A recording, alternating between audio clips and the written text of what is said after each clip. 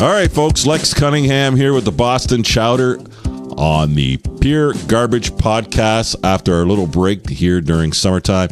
And we're going to be going all year round, myself with the Chowder, talking NFL and all things crazy and weird about that, as well as some other items. Are you ready to go, Lexi? We're almost ready, as well as I wanted to let you know, folks, we're going to be having other guests on the Pure Garbage Podcast.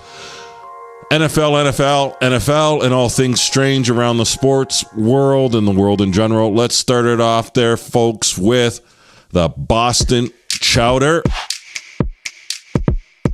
Hey there, Lexi. Oh. Long intro. So how you doing, buddy? Long time no hear. How are you, buddy? All right, you're back from your European vacation with the fam.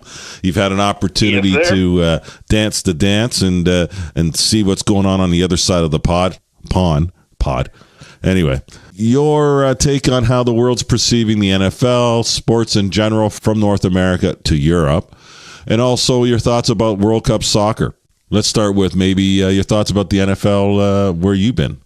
I'll just start off with telling you where I was. I was in Serbia, and I spent a day in Germany. That was my Euro trip. And when it comes to the NFL, to be honest with you, in the part of Europe where I was, the NFL, the NBA are big. Hockey, not so much, and baseball, nobody cares about. So no one cares. So no one cares about baseball. No surprise. Not at all, buddy. Not at all. They find it to be a boring game for fat white men. That's what they said to me. I started laughing. They said, "No, really, guys, Wow. It's not like that." I tried to explain.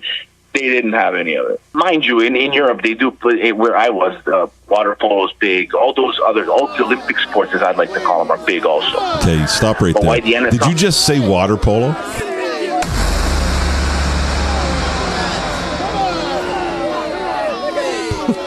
Yeah, I sure did, my friend. Okay, so what? A bunch of guys will hang around the pool watching another bunch of guys play with the ball in the water?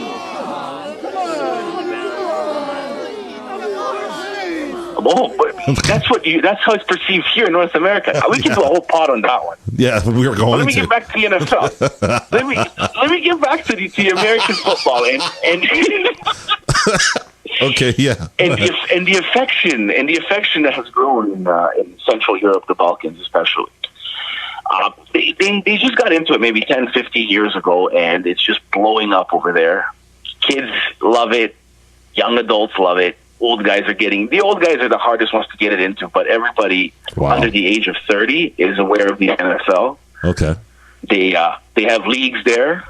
They got guys from the States coming in, clinics, coaching. It's blowing up. They like it. I mean, in Western Europe, they know about the NFL. Now, why do you think that is, though? Type of perception, like, why do they like it? Is it the action of? Is it the playmaking? It's the violence. What is it? Is that league? Sorry, I think it's a bit of everything, buddy.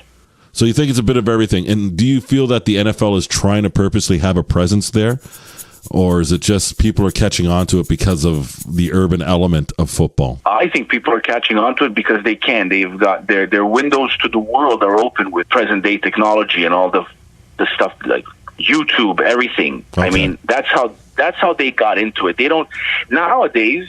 Now, in the last 5 years, they have a regular Sunday football in everywhere in Europe because they have so many sport channels. So besides soccer, basketball, and all the main sports down there. So they do. So they do see the games. It's on a Sunday, but the time change. Who knows? But there is a. That's what it is. That's what a friend of mine was telling me who really enjoys watching the NFL is the time changes to the thing that gets them. Right? Everything is moved 6 hours. Oh, okay. But that's the biggest thing I noticed. Perception of the NBA there in Europe, parts of Europe you were in. It's huge. It's all the guys, everybody. Plus we have in Serbia. There's some guys that play in the NBA from Serbia, so those teams that these guys play on are followed a little bit more closely, i.e. the Sacramento Kings, which already had 2 Serbian guys on them, so they have a history with the Kings. The Lakers were always big ever since the heyday of the Lakers. Divac. Remember Divac? Yeah, Divac. Yeah, I remember him. He's a coach now, isn't he? Isn't he an Olympic he's the coach? general manager. Okay. All right. So we got water polo and basketball and NFL football are popular. NHL hockey, are they blown away by that? No, only if they're betting on it. Straight up. All right. Fair enough. That's how these guys follow it, though. They follow the NHL. They know all the stars. They know everything that's going on. But why? I asked them, I said, you guys watch hockey here? No, man, we bet on it. All right. So now, Chowder. Chad, I want to move as quickly here, but as far as the World Cup championship, France winning it, beating Croatia 4-2. Your thoughts on that, and how was it perceived in Europe? And give people here in North America some perspective on the regular guy, what he thinks, what he sees about World Cup soccer. What's it the equivalency to here in North America?